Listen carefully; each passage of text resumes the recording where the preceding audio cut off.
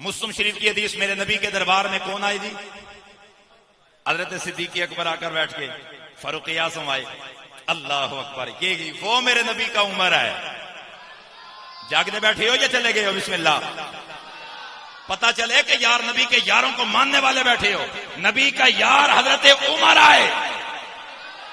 اور بات سنو، میرے نبی کا یہ وہ یار اور وہ غلام ہے کہ جس راستے سے چلتا ہے، میرے نبی نے فرمایا عمر جس راستے سے تو چلتا ہے شیطان وہ راستہ چھوڑ دیتا ہے. تو میرا بھائی توجہ سے سن، جس راستے پہ عمر کا گزر ہو وہاں شیطان نہیں آتا، تو جس محفل میں عمر کا ذکر ہو وہاں شیطان کیسے آ سکتا ہے؟ اس لیے عمر کا ذکر ہمیشہ حلالی کرتے ہیں. بے غیرتوں کو کیا پتا کہ عمر کیا چیز ہے، بے حیاؤں کو کیا پتا کہ عمر کی کتنی عظمتیں ہیں. میرے عمر دے منن والی ہے تو موت نہ پہ بسم اللہ بولو، ذرا ہاتھ کے بولو. مجھے پتا تو چلے نا کہ فاروق اعظم کے ماننے والے کون بیٹھے ہیں اور غدار کون بیٹھے ہیں. جڑے وفادار اور نبی دے یاراں دے ہاتھ چک کے بولو سبحان اللہ. اچھا ایک اور گل سنو، جڑے قبلہ امیر المجاہدین بابا جی دے منن والے او ذرا ہاتھ چک کے بولو سبحان اللہ. یہ پتا چلے نا خدا دے بندے، میں جناب غیرت مند بندے دا نام لیا. میں کل جناب تقریر کر رہا سا گجر خان دے اندر تے الحمدللہ جناب ہزاراں دا اجتماع سی. میں اوتے ذکر کیتا جدوں او جناب ایک بھائی نے جناب کھڑے ہو کے اس لبیک دا نعرہ ماریا تے او سارے جناب پریشان ہو کے چکن. میں اس آ کے میں کہا ایک منٹ پر اس نے رکیا. میں انہاں بندیاں پوچھیا، میں کہا بسم اللہ خیریت ہے؟ پہلی بار نعرہ سنیا نے. وہ پریشان ہو کے تکن پہ گئے کیونکہ اسٹیج دے اوپر جناب ایم پی اے تے ایم این اے وغیرہ بھی بیٹھے ہوئے سن. میں انہوں آکے میں وہ خیریت ہے؟ وہ سارے پریشان ہو کے میں کہ گل سنو، جڑا جناب کیونکہ اے جڑا نعرہ ہے نا، اے نعرہ غیرت منداں دا نعرہ ہے. میں تکنا چاہنا کہ غیرت مند بولدا ہے کہ نہیں بولدا؟ بسم اللہ. یہ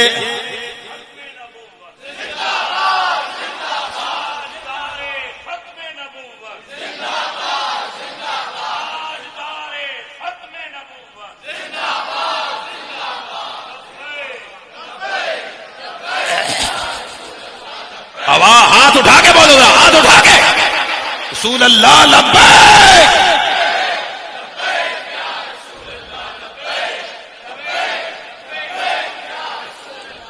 میں نے ان لوگوں کو بتایا، میں نے کہا یہ غیرت مندوں کا نعرہ ہے اور یہ نعرہ لگانے والا بھی سب سے بڑا غیرت مند تھا. جیسا اس نعرے کے پاس بے غیرت نہیں آتا.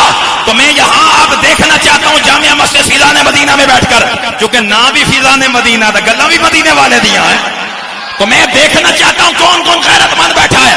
تو میں اس بندے کا نام لینے لگا ہوں جس کے بارے میں میرے نبی نے فرمایا اگر میرے بعد کوئی نبی ہونا ہوتا وہ خطاب کا بیٹا یہ میرا عمر ہوتا.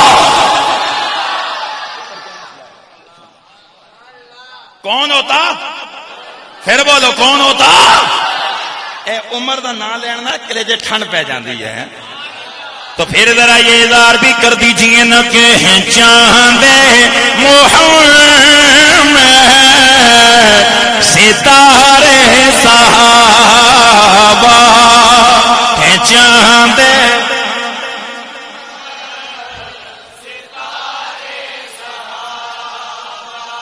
اگر حضرت صاحب بول سکتے نا تو باقی علماء بھی بول سکتے ہو. جی تھی میرے پیٹی بند بھرا نہ بولے ہو نا تو میں یہ گل آخسا اللہ کرے جب تھی تقریر کرو تھوڑے سامنے بھی کوئی نہ بولے تو پھر میں تکنا نہ جرا جاتا سامنے بہ کے جناب مولوی بولتے ہو کہ نہیں بن لوگ سانو کہیں آتے رہتے ہو جی مولوی تھی چپ کر کے بیٹھے رہتے ہو باقی بولتے رہتے. بسم اللہ ذرا پتہ لگے سارے بولو آ گئے ہو تو بسم اللہ.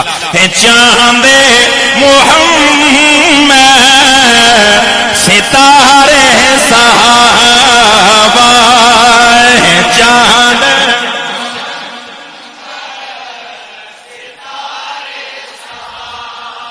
ہاتھ ذرا چکے آواز آنی چاہیے. چاند محمد ستارے صحابہ کرم کے امیر وہ سارے صحابہ کرم کے. آواز بڑھاؤ اس کی، ایک اور رپیٹ. وہ ایک دو نہیں تین چار نہیں کرم کے امیر ہیں۔ میرے نبی کریم کی خدمت میں میرے نبی کا یار عمر آ گیا۔ میرے نبی نے فرمایا میرے عمر کیوں آئے ہو؟ عرض کیا لک یا رسول اللہ سونیا تواڈے واسطے آیا ہوں۔ میرے نبی کریم نے فرمایا بیٹھ جاؤ۔ میرے نبی کے دربار میں فاجلسہ بین یدیہ، حضرت صدیق ادھر بیٹھ گئے، عمر میرے نبی کے سامنے بیٹھ گئے۔ میرے نبی کے غلام نبی کے سامنے اتنی دیر کے اندر حضرت عثمان آ گئے، میرے نبی کے دربار میں آئے۔ میرے آقا نے فرمایا عثمان کیوں آئے ہو؟ عرض کیا لک یا رسول اللہ حضور آپ کے لیے آیا ہوں۔ میرے نبی نے انہیں بھی بٹھا دیا، لیکن صحابہ پریشان ادھر ادھر دیکھنے لگے، لیکن آوازیں آنے لگ گئی ہیں۔ ایک آواز آ رہی ہے، کیسی آواز ہے؟ صحابہ فرماتے ہیں کہ جس طریقے سے یہ شہد کی مکھیاں اپنے چھتے کے اندر بینی بینی آواز لگاتی ہیں، اس طرح کی آواز آ رہی ہے۔ میرے نبی کے غلام ادھر ادھر دیکھنے لگ گئے، غیب دان نبی جان گئے۔ میرا نبی غیب کی خبریں جاننے والا، میرا نبی جان گیا کہ میرے یار کیوں پریشان ہیں۔ میرے نبی کے غلام نبی کے سامنے میرے آقا نے فرمایا میرے غلام ابو بکر، اے میرے عمر عثمان، جی سونا نبی، فرمایا کیوں پریشان ہو؟ یا رسول اللہ آوازیں آ رہی ہیں، آوازیں آ رہی ہیں، پڑھنے والا غیب ہے، نظر نہیں آ رہا، نظر نہیں آ رہا، پڑھنے والا غیب ہے، نظر نہیں آ رہا۔ پھر بول رہا ہوں تاکہ سمجھ آ جائے، پڑھنے والا غیب ہے، نظر نہیں آ رہا۔ تو میرے نبی کو چاہیے یہ تھا، مڑ کے فرماتے ہیں صحابہ جے تانوں نظر نہیں آ رہا تو مینوں کتھوں نظر آ رہا ہے؟ لیکن نبی کے یاروں کا سوال کرنا اس بات کا اماد ہے، نبی کے یاروں کو پتا تھا جو چیز ہمیں نظر نہ آئے آمنہ کا لال اسے دیکھ رہا ہوتا ہے۔ حضور کوئی آواز آ رہی ہے، اور جو آواز آ رہی ہے جس طریقے سے یہ شہد کی مکھیاں اپنے چھتے میں بولتی ہیں نا، اس طریقے کی آواز آ رہی ہے۔ میرے آقا کریم صلی اللہ تعالی علیہ وسلم نے توجہ میری جانب بھائی، حضور کی مٹھیاں یوں تھی، سرکار نے اپنی مٹھی کھولی۔ حدیث میں ہے کہ میرے نبی کے ہاتھ پر 7 کنکر رکھے ہوئے تھے،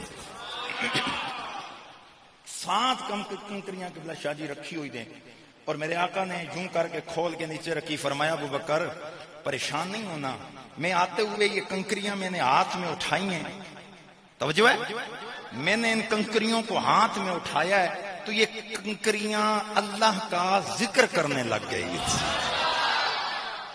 اللہ اکبر، 7 کنکریاں حضور کے ہاتھ میں آئی تو کیا کرنے لگ گئی؟ پھر بولو کیا کرنے لگ گئی؟ ذکر کرنے لگ گئی۔ میرے آقا نے ان کو نیچے رکھا تو صحابہ فرماتے ہیں آواز بند ہو گئی۔ تھوڑی دیر گزری، میرے نبی نے فرمایا ابو بکر، جی آقا، فرمایا ذرا توں چک، ابو بکر آپ اٹھاؤ۔ حضرت صدیق اکبر نے ہاتھ میں اٹھائی، جو مٹھی باندھ کی، پھر کنکریاں کلمہ پڑھنے لگ گئی۔ حضور نے فرمایا کہ ابو بکر نیچے رکھو، بلکہ حدیث کے الفاظ یہ ہیں کہ میرے نبی نے ان سے لے کرنا حضرت عمر کے ہاتھ میں دی، حضرت فاروق اعظم کے ہاتھ کے اندر وہ کنکریاں آئیں تو پھر کلمہ پڑھنے لگ گئی ہے۔